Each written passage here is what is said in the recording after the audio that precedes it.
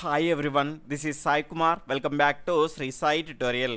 ఈరోజు మనము తెలుగు మెథడాలజీకి చెందినటువంటి టెట్ 2 డిఎస్సిలో ప్రతిసారి ఒక బిట్టు వచ్చేటువంటి అవకాశం ఉన్నటువంటి బోధన అభ్యసన ఉపకరణాలు అనేటువంటి అంశం పైన ఈరోజు లైవ్ టెస్ట్ని కండక్ట్ చేసుకోబోతున్నాం. అదేవిధంగా మన యొక్క ఫ్రీ లైవ్ టెస్ట్ల యొక్క సిలబస్ని ఒకరోజు ముందుగానే తెలుసుకోవాలి అనుకుంటే కనుక ఈ వీడియో క్రింద ఉన్నటువంటి టైటిల్ని క్లిక్ చేయగానే మన గ్రూప్స్ యొక్క లింక్స్ అనేవి వస్తాయి. అందులో జాయిన్ చేసి లైవ్ టెస్ట్లకు సంబంధించినటువంటి సిలబస్ని ఒకరోజు ముందుగానే తెలుసుకోండి. అదేవిధంగా వీడియోని చూస్తున్న వాళ్ళంతా కూడా ఈ వీడియో మీకు నచ్చినట్లయితే తప్పకుండా లైక్ చేసి మీ యొక్క సపోర్ట్ని మన ఛానల్కి అందించండి. ఎవరైనా కొత్తగా చూస్తూ ఉన్నట్లయితే రెడ్ కలర్లో ఉన్నటువంటి సబ్స్క్రైబ్ బటన్ క్లిక్ చేసుకుని సబ్స్క్రైబ్ చేసుకోండి. పక్కన ఉన్నటువంటి ఆల్ నోటిఫికేషన్ బెల్ ఐకాన్ని క్లిక్ చేయండి. ఇక లేట్ చేయకుండా లైవ్ టెస్ట్లోకి వెళ్ళిపోదాం. ఈరోజు లైవ్ టెస్ట్లో భాగంగా మన మొదటి క్వశ్చన్, భాషా బోధనలో పీరియడ్లను నిర్ణయించినటువంటి కమిషన్ ఏది? ఇక్కడ option 1 Mudaliar, option 2 Hunter, option 3 Kothari, option 4 basic విద్యా విధానం. ఇక్కడ క్వశ్చన్ బట్టి కేవలం 5 నుంచి 10 సెకండ్ల సమయం అనేది మీకు ఉంటుంది. ఆలోపు ఫాస్ట్గా మీ యొక్క సరి అయినటువంటి సమాధానాన్ని కామెంట్ చేస్తూ ఉండాలి.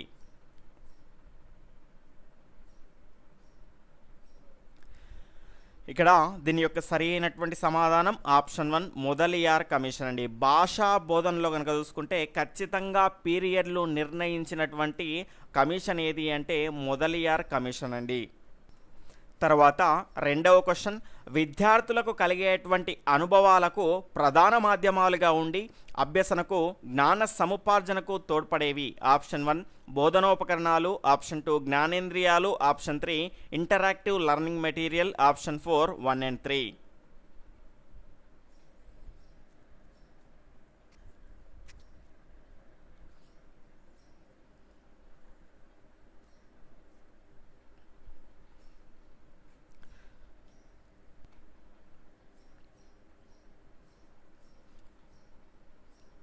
ఇక్కడ దీని యొక్క సరి అయినటువంటి సమాధానం ఆప్షన్ 2 జ్ఞానేంద్రియాలండి. చాలా వరకు కొంతమంది బోధనోపకరణాలు లేదంటే 2 అని 4th ఆప్షన్ పెట్టిన వాళ్ళు ఉన్నారు. ఇక్కడ జాగ్రత్తగా గమనించండి, విద్యార్థులకు కలిగేటువంటి అనుభవాలకు ప్రధాన మాధ్యమాలుగా ఉండేటివి ఏంటండి? జ్ఞానేంద్రియాలు. మనం అభ్యసించాలన్నా ఏదైనా జ్ఞానాన్ని పొందాలన్నా కూడా దానికి ఉపయోగపడేటివి ఏంటివి? జ్ఞానేంద్రియాలు. మరి బోధనోపకరణాలు ఏం చేస్తాయి అంటే ఆ అభ్యాసాన్ని సులభతరం చేస్తాయి. అదేవిధంగా ఉపాధ్యాయుల యొక్క బోధనని కూడా సులభతరం చేస్తాయి. తర్వాత మూడవ క్వశ్చన్, ఉపాధ్యాయుడే బోధనోపకరణాలు తయారు చేసుకోవడం ద్వారా బోధన అంశానికి ఉపకరణానికి మధ్య సమన్వయం సాధించవచ్చు అని సూచించింది. ఆప్షన్ 1 మొదలియార్ కమిషన్, ఆప్షన్ 2 1986 జాతీయ విద్యా విధానం, option 3 Kothari commission, option 4 basic education.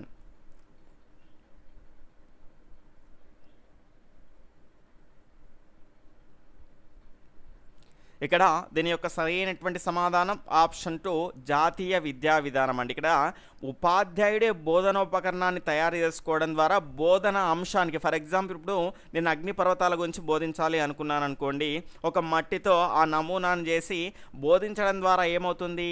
నేను బోధించేటువంటి అంశానికి ఆ బోధన ఉపకరణానికి మధ్య సమన్వయం అనేది ఏర్పడి విద్యార్థికి సులభంగా అర్థమయ్యే విధంగా ఉంటుంది. తర్వాత 4వ క్వశ్చన్, బోధనోపకరణాల యొక్క ప్రాధాన్యతలో లేనిది ఏది? ఇక్కడ స్టేట్మెంట్ 1 అభ్యసనం సులభతరమవుతుంది, స్టేట్మెంట్ 2 అభ్యసనం ఆకర్షణీయంగా మారుతుంది, స్టేట్మెంట్ 3 పిల్లల్లో ఎక్కడ, ఎందుకు, ఎలా, ఏమిటి అనేటువంటి ప్రశ్నలు రేకెత్తించవచ్చు, స్టేట్మెంట్ 4 అవధానము, విశ్లేషణ, పరిశీలన, పరిశోధన పెంపొందించబడును.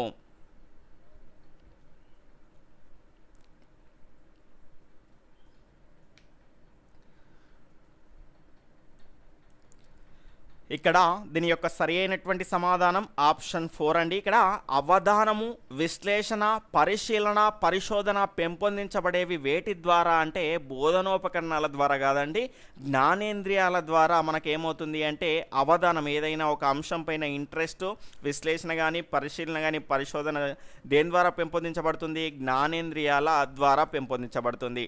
అదేవిధంగా బోధనోపకరణాల ద్వారా అభ్యాసం అనేది సులభతరం అవుతుంది, అదేవిధంగా ఆకర్షణీయంగా కూడా ఉంటుంది, విద్యార్థి ఆసక్తిగా వినడానికి అవకాశం అనేది ఉంటుంది.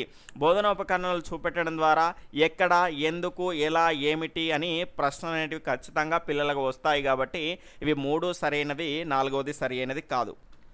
తర్వాత 5వ క్వశ్చన్, ఏ సంస్థ ద్వారా పాఠశాలలో బెత్తం యొక్క వాడకం అనేది తగ్గింది? ఇక్కడ option 1 NCPCR, option 2 NCTE, option 3 SCERT, option 4 పైవన్నీ.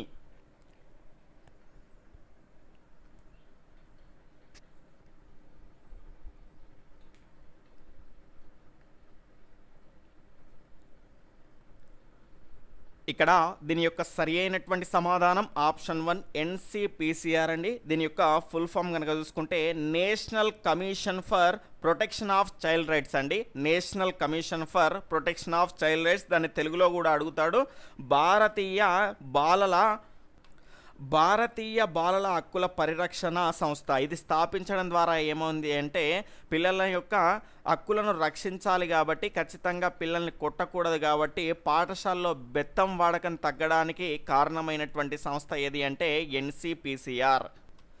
తర్వాత 6వ క్వశ్చన్, మౌఖిక బోధన వదిలి జ్ఞానేంద్రియాలు గ్రహణ శక్తి ఆధారంగా బోధించాలి అని చెప్పినది ఎవరు? Option 1 Russo, option 2 పెస్టాలజీ, option 3 Boston, option 4 Gandhiji.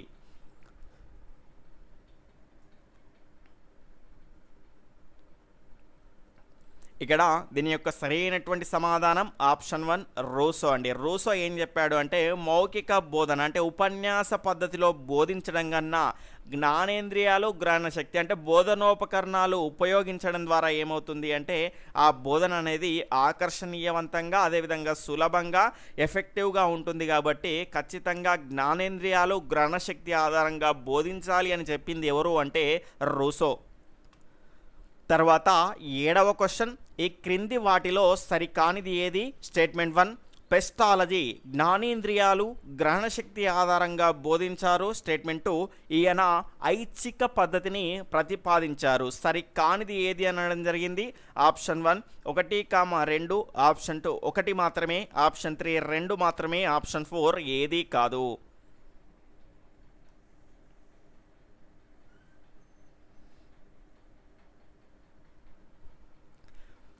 ఇక్కడ దీని యొక్క సరి అయినటువంటి సమాధానం ఆప్షన్ 4 ఏది కాదు అండి. ఇక్కడ రూసో యొక్క సిద్ధాంతం ఆధారంగా ఇతను ఏం చేశాడు అంటే ఐచ్ఛిక పద్ధతిని ప్రవేశపెట్టడం జరిగింది. అదేవిధంగా ఈయన రూసో ప్రతిపాదించినటువంటి సిద్ధాంతం ఆధారంగానే అతను చెప్పిన విధంగానే జ్ఞానేంద్రియాలు అదేవిధంగా గ్రహణ శక్తి ఆధారంగా బోధించడం జరిగింది ఐచ్ఛిక పద్ధతిని ప్రవేశపెట్టి. తర్వాత 8వ క్వశ్చన్, ఉపాధ్యాయులు బోధనాభ్యసన ప్రక్రియలో కొన్ని లక్షణాలను ఏర్పరచుకుంటారు.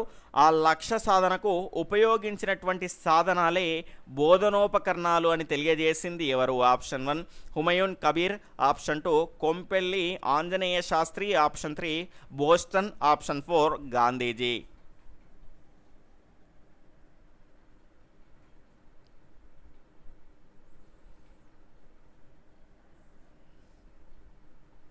ఇక్కడ దీని యొక్క సరి అయినటువంటి సమాధానం ఆప్షన్ 2 కొంపెల్లి ఆంజనేయ శాస్త్రి అండి. చాలా ముఖ్యమైనటువంటి నిర్వచనం. ఉపాధ్యాయులు బోధనాభ్యసన ప్రక్రియలో కొన్ని లక్షణాలను ఏర్పరచుకుంటారు. దీన్ని సులభంగా గుర్తుపెట్టుకోవడానికి ఆంజనేయుడు ఏం చేశాడండి, సీతమ్మ వారిని కలవాలని ఒక లక్ష్య సాధన పెట్టుకొని ఏం చేసిండు, చాలా రకాల సాధనాలను ఉపయోగించుకొని అతను సముద్రాన్ని దాటాడు. ఆ రకంగా గుర్తుపెట్టుకునే ప్రయత్నం అనేది చేయండి. తర్వాత హుమయూన్ కబీర్ ఇచ్చినటువంటి నిర్వచనాన్ని కనుక చూసుకుంటే ఉపకరణం అనేది విషయ చిత్రీకరణకు, విషయానికి సరైనటువంటి వ్యాఖ్యానానికి, తొందరగా తేలికగా శాశ్వతమైనటువంటి అవగాహనకు ఉపయోగపడేటువంటి సామాగ్రి బోధనోపకరణ సామాగ్రి అన్నాడు. అంటే ఇక్కడ సరైన వ్యాఖ్యానానికి అనేది ఉంటుందండి. సరైన వ్యాఖ్యానము అంటే ఏంటి అంటే ఫర్ ఎగ్జాంపుల్ ఇక్కడ నేను ఓవర్ హెడ్ ప్రొజెక్టర్ గురించి చెప్తున్నాను అనుకోండి, దాన్ని చూపిస్తూ చెప్పడం ద్వారా ఒక సరైనటువంటి వ్యాఖ్యానాన్ని నేను చెప్పగలుగుతాను. లేదంటే నేనేదో అమూర్త భావనలో చెప్పడం ద్వారా పిల్లలకి అర్థమయ్యేటువంటి అవకాశం ఉండదు. కాబట్టి నేను దాన్ని చూపిస్తూ చెప్పడం ద్వారా ద్వారా ఏమవుతుంది, సరైనటువంటి వ్యాఖ్యానం అనేది జరుగుతుంది, విషయ చిత్రీకరణ అనేది జరుగుతుంది, అదేవిధంగా పిల్లలకు సులభంగా అవగాహన అనేది అవుతుంది. ఆ రకమైనటువంటి నిర్వచనం ఇచ్చింది ఎవరు అంటే హుమయూన్ కబీర్. ఇక్కడ దీని right answer option 2 Kompelli Anjaneya Sastri. తర్వాత 9వ క్వశ్చన్, పిల్లల యొక్క మనస్సు అనేది ఏమీ రాయనటువంటి నల్ల బల్ల వంటిది, ట్యాబులా రసా అని అన్నది ఎవరు? Option 1 Aristotle, option 2 Edgar Dale, option 3 Tagore, option 4 Boston.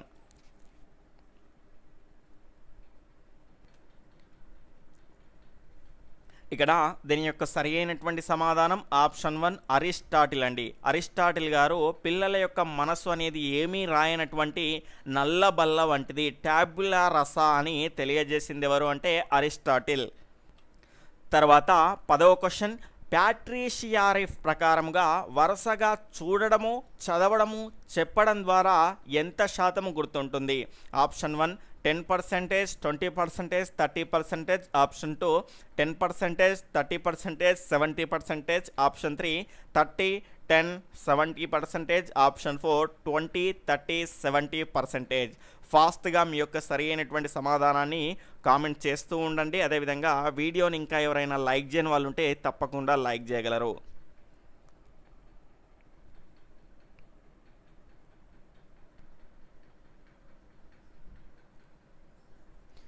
ఇక్కడ దీని యొక్క సరి అయినటువంటి సమాధానం ఆప్షన్ 3 30, 10, 70% అండి. ఇక్కడ ఆల్రెడీ మనం ఇవన్నీ నేర్చుకుంటాము, చూడడం కానీ, చదవడం కానీ, చెప్పడం కానీ. ఇవన్నీ ఎవరి ప్రకారం అంటే ప్యాట్రిషియారిషిప్ ప్రకారం 1993 ప్రకారం అండి. ఇక్కడ మనకు జాగ్రత్తగా గమనిస్తే మనకు ఒకటే కోడ్ గుర్తుపెట్టుకోండి, చవిచూ అని గుర్తుపెట్టుకోండి. ఏదైనా ఒక అంశాన్ని మనం ఏం చేస్తాము, చవి చూస్తాము. ఇక్కడ చూసుకుంటే చ అంటే చదవడం అండి, చదవడం ద్వారా మనకు 10% గుర్తుంటుంది. అదేవిధంగా వి అంటే వినడం అండి, వినడం ద్వారా 20%. అదేవిధంగా చూ అంటేనేమో చూడడం, దీని ద్వారా కనుక చూసుకుంటే 30% మనకు గుర్తుంటుంది. ఫస్ట్ ఏమన్నాం ఇక్కడ, చూడడము అన్నాము. చూడడం అంటే ఎంత, 30%. దాని తర్వాత మళ్ళీ ఏమన్నాము ఇక్కడ, చదవడము అన్నాము. చదవడం అంటే ఏంటి, మొదటిది, కాబట్టి ఇక్కడ ఎంత వస్తుంది, 10 వస్తుంది. దాని తర్వాత చెప్పడం ద్వారా మనం ఎంత గుర్తుపెట్టుకుంటాము అంటే 70% గుర్తుపెట్టుకుంటాము. కాబట్టి ఆప్షన్ 3 ఈజ్ రైట్ ఆన్సర్. చాలా ముఖ్యమైనటువంటి అంశం అండి. ప్రతిసారి ఈ అంశం పైన బిట్టు వచ్చేటువంటి అవకాశం ఉన్నటువంటి ఏరియా. తర్వాత 11వ క్వశ్చన్, ప్యాట్రిషియారిఫ్ ప్రకారము గ్రహించినటువంటి విషయం గురించి ఇతరులతో మాట్లాడితే ధారణ శాతం ఎంత? Option 1 90%, option 2 70%, option 3 50%, option 4 30%.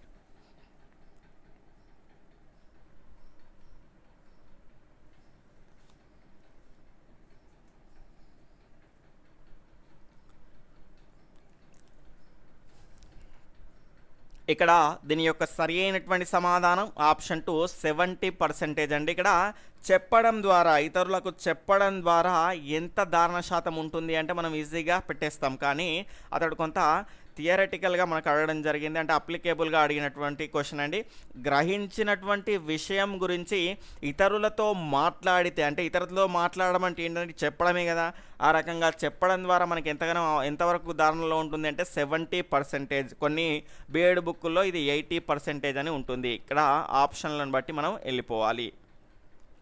తర్వాత 12వ క్వశ్చన్, క్రింది వాటిలో సరైనవి. స్టేట్మెంట్ 1 చేయడము మరియు చెప్పడం ద్వారా ధారణ శాతము 90%. స్టేట్మెంట్ 2 చదవడము, వినడము, చూడడం ద్వారా ధారణ శాతము 50%. ఇక్కడ ఆప్షన్ 1, 2, ఆప్షన్ 2 1 మాత్రమే, ఆప్షన్ 3 2 మాత్రమే, ఆప్షన్ 4 ఏదీ కాదు. ఇక్కడ దీని యొక్క సరైనటువంటి సమాధానం ఆప్షన్ 2 1 మాత్రమే సరైనది, రెండవది సరైనది కాదు. ఎందుకంటే చదవడము, వినడము, చూడడం ఆల్రెడీ ఇప్పుడే మనం చెప్పుకున్నాము. చదవడం ద్వారా మనకి ఎంత గుర్తుంటుంది, 10%. అదేవిధంగా వినడం ద్వారా 20%. అదేవిధంగా చూడడం ద్వారా 30%. ఇక్కడ చూసుకుంటే 10 + 20 30, 30 + 30 60 అనేది అవుతుంది. ఇక్కడ మనం ఏమి ఇచ్చాము, 50% అన్నాం, కాబట్టి ఇది సరి అయినది కాదు. చేయడము మరియు చెప్పడం ద్వారా మనకు 90% గుర్తుంటుంది. ఇక్కడ టెట్ డిఎస్సి అభ్యర్థులు చాలా ముఖ్యంగా గుర్తుపెట్టుకోవాల్సినటువంటి అంశం ఏంటి అంటే, చాలామంది తనకు తెలిసినటువంటి విషయాన్ని పక్క వాళ్ళకి చెప్పాలంటే ఏడుస్తూ ఉంటారు. వాని ఆస్తేదో వానికి ఇచ్చినట్టు ఆలోచిస్తూ ఉంటారు. కానీ ఇక్కడ మనకు జాగ్రత్తగా గమనించాల్సినటువంటి అంశం ఏంటి అంటే, ఏదైనా ఒక అంశాన్ని చేయడము మరియు చెప్పడం ద్వారా ఎంత శాతం గుర్తుంటుంది? 90% గుర్తుంటుందండి. మనకి ఇక్కడ సైంటిఫిక్గా ఇది తేలినటువంటి అంశం కాబట్టి ఖచ్చితంగా మీకు తెలిసినటువంటి అంశాన్ని మీ మిత్రులతో షేర్ చేసుకునేటువంటి ప్రయత్నం చేయండి. ఆ విన్నటువంటి అతనికి గుర్తుంటుందో లేదో కానీ చెప్పిన మీకు మాత్రం ఖచ్చితంగా గుర్తుంటుంది, గమనించాలి. తర్వాత 13వ క్వశ్చన్, అభ్యసనను సమర్థవంతం చేసేవి ఏవి? ఇక్కడ ఆప్షన్ 1 ప్రత్యక్ష అనుభవాలు, ఆప్షన్ 2 పరోక్ష అనుభవాలు, ఆప్షన్ 3 1 and 2, ఆప్షన్ 4 ఏదీ కాదు.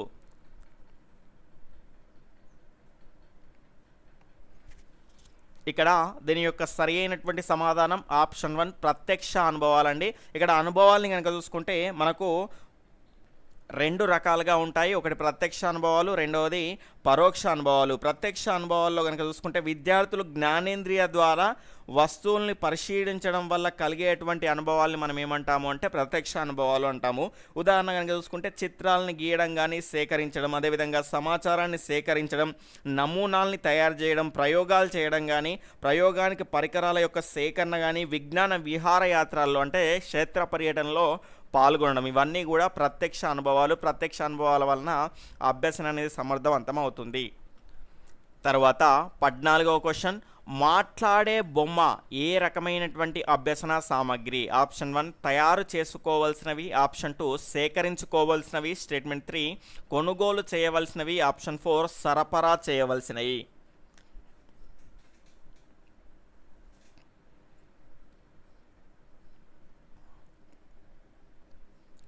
ఇక్కడ దీని యొక్క సరి అయినటువంటి సమాధానం ఆప్షన్ 2 సేకరించుకోవాల్సినవండి. అభ్యసన సామాగ్రిలో కనుక చూసుకుంటే 3 రకాలుగా ఉంటుందండి.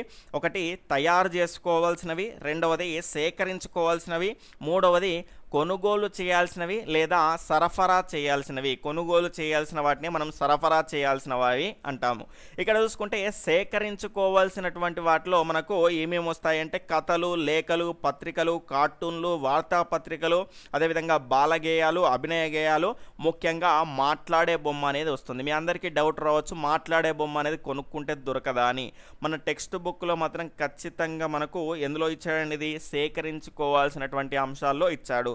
అదేవిధంగా కొనుగోలు చేయవలసినటువంటి లేదా సరఫరా చేయవలసినటువంటి అంశాల్లో మనకి ఏముంటాయంటే శ్రవ్య బోధనోపకరణాలు, అదేవిధంగా దాని తర్వాత దృశ్య శ్రవణ, దాని తర్వాత మనకు ప్రత్యేక అవసరాలు ఉన్నటువంటి పిల్లలకు అవసరమైనటువంటి సామాగ్రి, అవన్నీ మనకి ఎందులో ఉంటాయంటే కొనుగోలు చేయవలసినటువంటి పరికరాల్లో ఉంటాయి. తర్వాత 15వ క్వశ్చన్, పద్య పఠనానికి అత్యంత ఉపయోగకారిగా ఉండేటువంటి బోధనోపకరణాలు ఏవి? Option 1 radio, option 2 tape recorder, option 3 cell phone, option 4 సంగీత వాయిద్యాలు.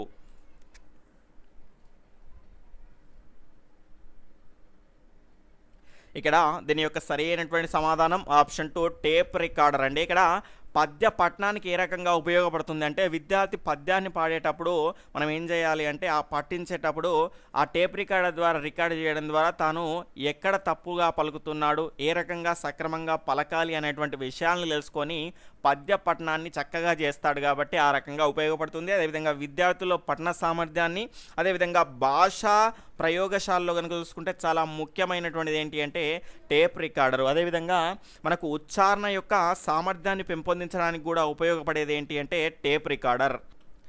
తర్వాత 16వ క్వశ్చన్, బోధనలో ఎక్కువగా ఉపయోగించేటువంటి బోధనోపకరణాలు ఏవి? ఇక్కడ ఆప్షన్ 1 శ్రావ్య బోధనోపకరణాలు, స్టేట్మెంట్ 2 దృశ్య బోధనోపకరణాలు, స్టేట్మెంట్ 4 దృశ్య శ్రవణ బోధనోపకరణాలు, ఆప్షన్ 4 వచ్చేసి పైవన్నీ కూడా సరి అయినవే.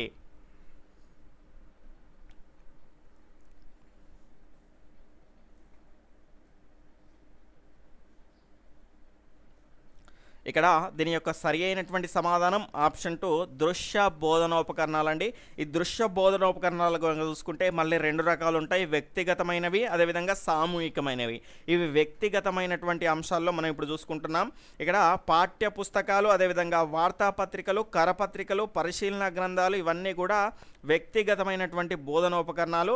ఇవన్నీ కూడా మనం ఏం చేస్తాము అంటే దృశ్య బోధనోపకరణాలుగా వాడతాము. అదేవిధంగా బోధనలో ఎక్కువగా ఉపయోగించేటువంటి బోధనోపకరణాలు కూడా దృశ్య బోధనోపకరణాలే. తర్వాత 17వ క్వశ్చన్, విద్యార్థులు చేయవలసినటువంటి ప్రాజెక్టులను సూచించేది. ఆప్షన్ 1 పాఠ్యపుస్తకాలు, ఆప్షన్ 2 కరపత్రాలు, ఆప్షన్ 3 వార్తాపత్రికలు, ఆప్షన్ 4 పరిశీలన గ్రంథాలు.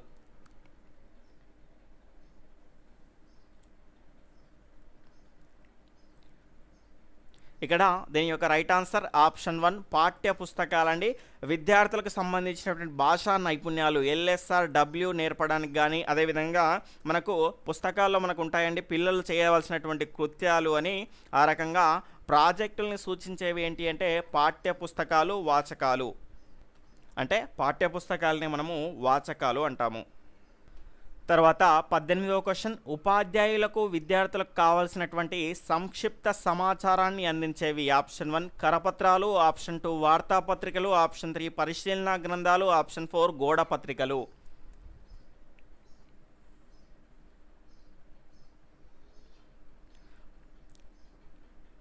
ఇక్కడ దీని యొక్క రైట్ ఆన్సర్ ఆప్షన్ 1 కరపత్రాలు అండి. ఇక్కడ కరపత్రాలు అంటే మనకు ఆల్రెడీ తెలుసు అండి పాంప్లెంట్స్ అండి. ఆ పాంప్లెంట్స్ ద్వారా మనకు సంక్షిప్తమైనటువంటి సమాచారం అనేది ఏర్పడుతుంది. ఫర్ ఎగ్జాంపుల్ ఇప్పుడు సామాజిక దూరం అనేది పాటించాలి కరోనా అనేది ప్రబలుతుండడంతో. ఇప్పుడు మనకు ఒక పాంప్లెట్లలో అప్పుడప్పుడు మొబైల్స్లో వస్తూ ఉంటాయి కరోనా లక్షణాలు ఏ రకంగా ఉంటాయి, కొత్తవి ఏ రకంగా ఉంటాయి, పాతవి ఏ రకంగా ఉంటాయి, ఎలాంటి జాగ్రత్తలు తీసుకోవాలని. అందులో మనకు వచ్చినటువంటి పాంప్లెట్లో సంక్షిప్తమైనటువంటి సమాచారం అనేది ఉంటుంది. కాబట్టి ఉపాధ్యాయులకు విద్యార్థులకు కావాల్సినటువంటి సంక్షిప్త సమాచారాన్ని అందించేవి కరపత్రాలు. తర్వాత 19వ క్వశ్చన్, విద్యార్థుల్లో దాగి ఉన్నటువంటి సృజనాత్మకత శక్తిని వెలికి తీసేవి. ఇక్కడ ఆప్షన్ 1 గోడ పత్రికలు, ఆప్షన్ 2 కరపత్రాలు, ఆప్షన్ 3 పాఠ్యపుస్తకాలు, ఆప్షన్ 4 పరిశీలన గ్రంథాలు.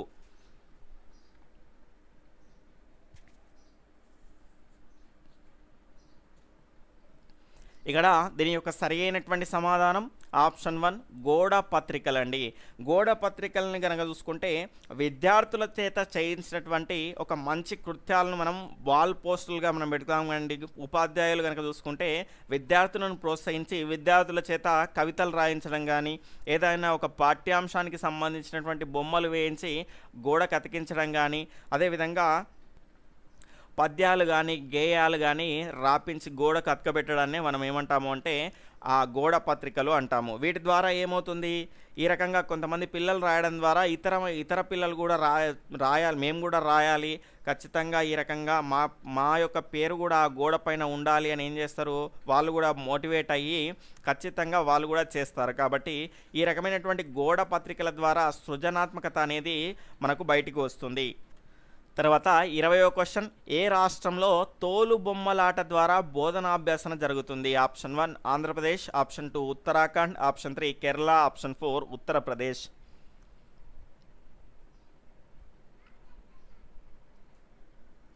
ఇక్కడ దీని యొక్క రైట్ ఆన్సర్ ఆప్షన్ 4 ఉత్తరప్రదేశ్ అండి. ఉత్తరప్రదేశ్లో కనుక చూసుకుంటే తోలు బొమ్మలాట ద్వారా బోధనాభ్యాసన అనేది జరుగుతుంది. తర్వాత 21వ క్వశ్చన్, పప్పెట్రీ అనేది ఒక ఆప్షన్ 1 శ్రవణ బోధనోపకరణము, ఆప్షన్ 2 దృశ్య బోధనోపకరణము, ఆప్షన్ 3 దృశ్య శ్రవణ ఉపకరణము, ఆప్షన్ 4 ఏదీ కాదు.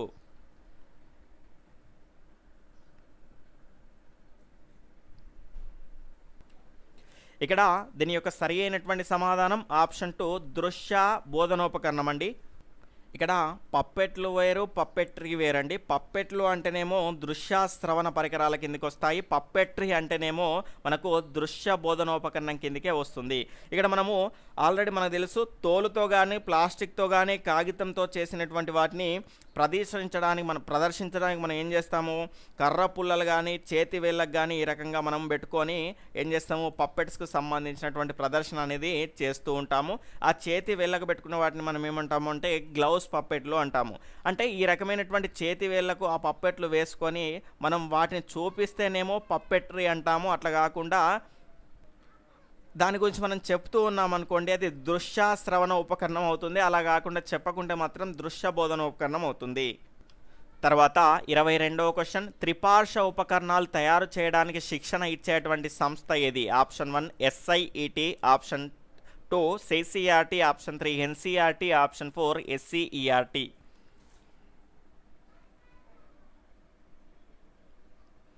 ఇక్కడ దీని యొక్క రైట్ ఆన్సర్ ఆప్షన్ 2 CCERT అండి. CCERT యొక్క ఫుల్ ఫామ్ కనుక చూసుకుంటే centre for cultural resource and training. ఇది ఎక్కడ ఉంది అంటే న్యూఢిల్లీలో ఉంది. తెలుగులో అడుగుతాడండి, సాంస్కృతిక వనరుల శిక్షణా కేంద్రం. ఇది ఏం చేస్తుంది అంటే త్రిపార్శ్వ ఉపకరణాలు తయారు చేయడానికి శిక్షణ ఇచ్చేటువంటి సంస్థగా మనం చెప్పుకోవచ్చు.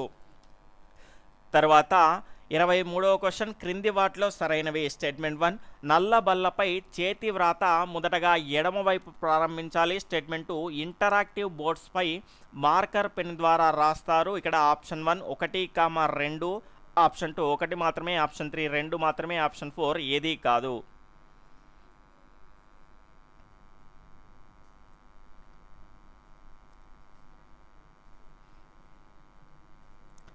ఇక్కడ దీని యొక్క రైట్ ఆన్సర్ ఆప్షన్ 4 ఏది కాదు అండి. ఎందుకు అంటే కనుక చూసుకుంటే, ఎందుకంటే కనుక మనకు నల్ల బల్లపై కనుక చూసుకుంటే చేతి వ్రాత అనేది ఎటు రాయాలి, ముందుగా కుడివైపు రాయాలి. ఎందుకు కుడివైపు రాయాలంటే మనం ఇక్కడ నిలుచొని రాస్తూ ఉంటాం కాబట్టి ఈ రకంగా ఇటువైపు రాసింది ఏమవుతుంది, పిల్లలకు స్పష్టంగా కనిపిస్తుంది. మనం ఇక్కడనే రాసుకొని ఇక్కడనే పెట్టినాం అనుకోండి, అది పిల్లలకు కనిపించదు. ఏదైనా ఒక చిన్న అంశం ఉంటే బోర్డు మధ్యలో రాయాలి కాబట్టి ఇది రాంగ్ ఆప్షన్. తర్వాత ఇంటరాక్టివ్ బోర్డ్స్ అంటే డిజిటల్ బోర్డ్స్ అండి. డిజిటల్ బోర్డ్స్ పై కనుక చూసుకుంటే మార్కర్ పెన్ ద్వారా కాదండి, లేజర్ పెన్ ద్వారా రాస్తారు. చాలా ముఖ్యమైనటువంటి అంశం. సరైనవి ఏవి అని అడిగాడు, ఏది సరికాదు కాబట్టి ఆప్షన్ 4 ఈజ్ రైట్ ఆన్సర్. తర్వాత 24వ క్వశ్చన్, క్రింది వాటిలో సరైనవి ఏవి? ఇక్కడ స్టేట్మెంట్ 1, ప్రాథమిక పాఠశాల మొత్తానికి అభివృద్ధి కోసం 5,000, ఒక్కొక్క ఉపాధ్యాయునికి 500 రూపాయలు ఇస్తారు. స్టేట్మెంట్ 2, ప్రాథమికోన్నత పాఠశాల మొత్తానికి 7,500, అందులో ఒక్కొక్క ఉపాధ్యాయునికి 1,000 రూపాయలు ఇస్తారు. ఇక్కడ సరైనవి ఏవి అనడం జరిగింది. ఆప్షన్ 1 1, 2, ఆప్షన్ 2 1 మాత్రమే, ఆప్షన్ 3 2 మాత్రమే, ఆప్షన్ 4 ఏదీ కాదు.